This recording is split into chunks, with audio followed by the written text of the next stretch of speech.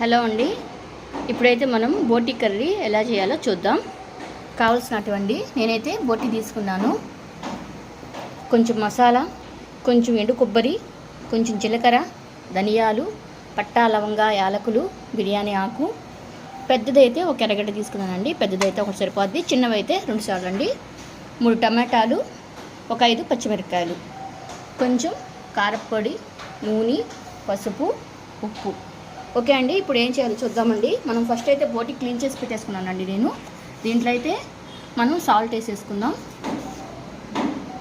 Salt వేసుకొని పసుపు వేసుకుందామండి. పసుపు అయితే కొంచెం ఎక్కువ వేసుకోవాలి, ఎందుకంటే ఇది కొంచెం వాసన రాకుండా ఉంటుందండి. కొంచెం ఎక్కువగా వేసేసుకొని వాటర్ వేసుకొని దీని అయితే బాయిల్ చేసుకుందామండి. ఫస్ట్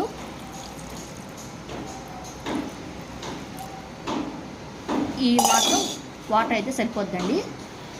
తర్వాత అది బాయిల్ అయ్యే లోపల మనం ఈ హోల్ గరం మసాలా అంతా మిక్సీ పెట్టేసుకుందామండి. తర్వాత చూద్దాం. ఇప్పుడైతే చూడండి, ఈ బోటిని బాగా ఉడకబెట్టేసుకుందామండి. బాగా ఉడికిపోయింది చూడండి. కొంచెం వాటర్ ఉన్నాయి, కొంచెం చాలు. తర్వాత ఇప్పుడు ఆనియన్ కట్ చేసుకున్నాం, టమాటాలు, పచ్చిమిర్చి నిలువుగా ఘాట్లు పెట్టుకోవాలండి. ఇప్పుడు ఎండు కొబ్బరి, ధనియాలు, జీలకర్ర ఇవన్నీ పేస్ట్ చేసుకున్నానండి.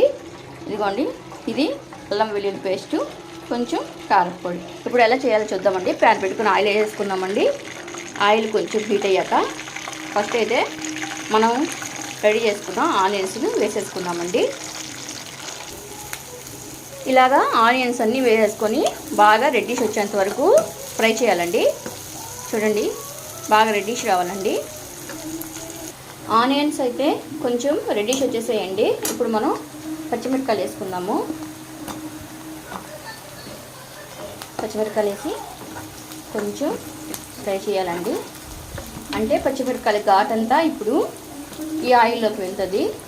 అప్పుడు తినేటప్పుడు కొంచెం టేస్ట్ బాగా తెలుస్తుంది మనకి. ఒక 2 మినిట్స్ ఇట్లాగా ఫ్రై చేయాలండి. ఇప్పుడు అయితే మనం టమాటాలు వేసేసుకుందామండి.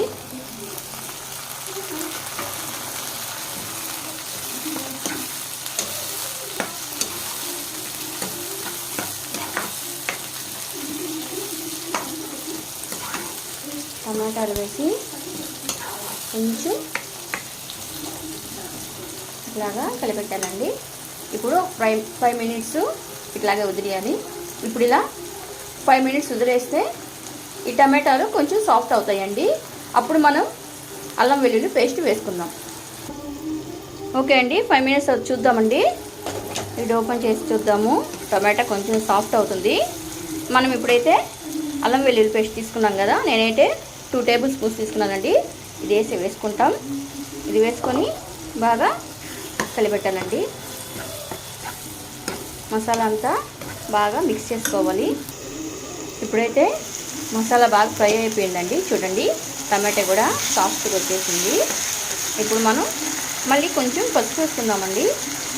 ఎందుకంటే నాన్ వెజ్లో పసుపు ఉంటేనే అది కొంచెం నీచు వాసన రాకుండా ఉంటుంది. అందుకని పసుపు వేసుకొని ఒక 2 మినిట్స్ బాగా ఫ్రై చేసుకొని లిడ్ పెట్టేద్దామండి. ఇప్పుడు 5 మినిట్స్ తర్వాత మనం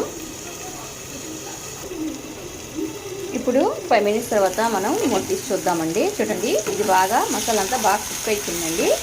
మంచి స్మెల్ వస్తుంది. ఇప్పుడు మనం ఈ టైంలో ఎండు కొబ్బరి పేస్ట్ వేస్తున్నాం కదండి, ఈ పేస్ట్ వేసేసుకున్నాం.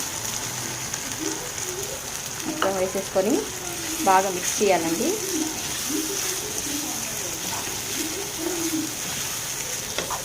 ఈ కర్రీకి ఈ పేస్ట్ వేయడం వల్ల మంచి టేస్ట్ వస్తుందండి. ఇప్పుడు మనం బయట హోటల్స్లో తీసుకుంటే ఎలా ఉంటుందో సేమ్ అదే టేస్ట్ వస్తుంది. ఇది మాత్రం స్కిప్ చేయొద్దు. ఇది వేస్తేనే ఈ కర్రీ కొంచెం చాలా టేస్టీగా ఉంటుంది. ఓకే అండి, మొత్తం ఇలాగా మిక్స్ చేసుకున్న తర్వాత ఒక 5 మినిట్స్ మూత పెట్టి ఉడకనిద్దామండి. ఓకే అండి, ఇప్పుడు 5 మినిట్స్ తర్వాత లిడ్ ఓపెన్ చేసి చూద్దామండి. చూడండి, మసాలా అంతా బాగా ఉడుకుతూ ఉంది. ఇప్పుడు ఈ మసాలా బాగా ఉడికేటప్పుడే మనం ఏం చేద్దామంటే ఫస్ట్ కారం వేసేయకూడదండి. ఈ మసాలాలో ఇప్పుడు మనం బోటి యాడ్ చేద్దామండి. మనం ఉడికించి పెట్టుకున్నాం కదా ఆల్రెడీ ఫస్టే. ఇప్పుడు ఆ బోటి తీసుకొచ్చి దీంట్లో వేద్దాం. ఈ బోటి తీసుకొని దీంట్లో వేద్దామండి. బోటి వేసేసినాక చూడండి బాగా మిక్స్ చేద్దాం. చూడండి ఎంత బాగుందో. ఒక 10 మినిట్స్ ఇలాగే ఈ మసాలాలో బాగా ఉడకాలండి ఇది. ఎందుకంటే మసాలాలో బాగా ఉడికితే దీనికి బాగా ఈ బోటికి మసాలా పట్టి కొంచెం సాఫ్ట్గా ఉంటుంది, చాలా బాగుంటుంది. చూద్దాం ఇప్పుడు. ఓకే అండి, ఇది కొంచెం ఉడుకుతుంది చూడండి. మనం ఇప్పుడు దీంట్లో ఫస్ట్ మనం కారం చెప్పాం కదండి, 2 టేబుల్ స్పూన్స్ అని. ఈ పచ్చిమిరపకాయలు చాలా కారంగా ఉన్నాయి, సో నేను కొంచెమే వేస్తున్నానండి కారపొడి. చూడండి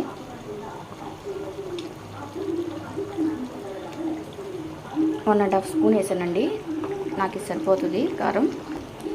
ఇప్పుడైతే దీన్నంతా బాగా మిక్స్ చేసుకుందామండి మనము. చూడండి ఇప్పుడు టేస్ట్ చూసుకొని సాల్ట్ కూడా యాడ్ చేసుకోవాలండి. నాకైతే కరెక్ట్గా సరిపోయిందండి సాల్ట్. నేను ఫస్ట్ బోటీలో వేసాను కదా, నాకైతే అదే సరిపోయింది. మీరు చూసుకొని చాలకపోతే ఇంకొంచెం యాడ్ చేసుకోవచ్చండి. ఓకే అండి, ఇట్లాగా మొత్తం కలిపెట్టేసి దీన్ని ఒక 15 మినిట్స్ హై ఫ్లేమ్లో బాగా ఉడకనిద్దామండి. నేనైతే ఇప్పుడు లిడ్ పెట్టేస్తున్నానండి. తర్వాత 15 మినిట్స్ తర్వాత మళ్ళీ మనం చూద్దామండి. ఓకే అండి, 15 మినిట్స్ తర్వాత చూద్దాం. మనకైతే కర్రీ అంతా బాగా దగ్గరికి వచ్చేసిందండి. చూడండి చాలండి. ఇప్పుడైతే మనం లాస్ట్ కొంచెం కొత్తిమీర తీసుకుందామండి. బాగా కట్ చేసుకొని చిన్నగా ఇదైతే వేసేద్దాం. స్టవ్ ఆఫ్ చేద్దాం.